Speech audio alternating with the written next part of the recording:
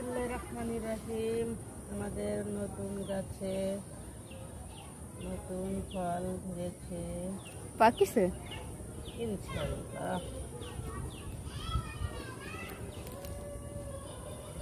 পেকে গেছে নতুন গাছের ফল।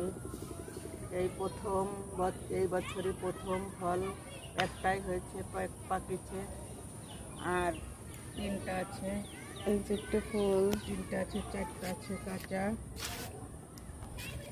একটা ফুল। তো এক ফুল হচ্ছে, ও পাশে আর একটা গাছে আর একটা আছে।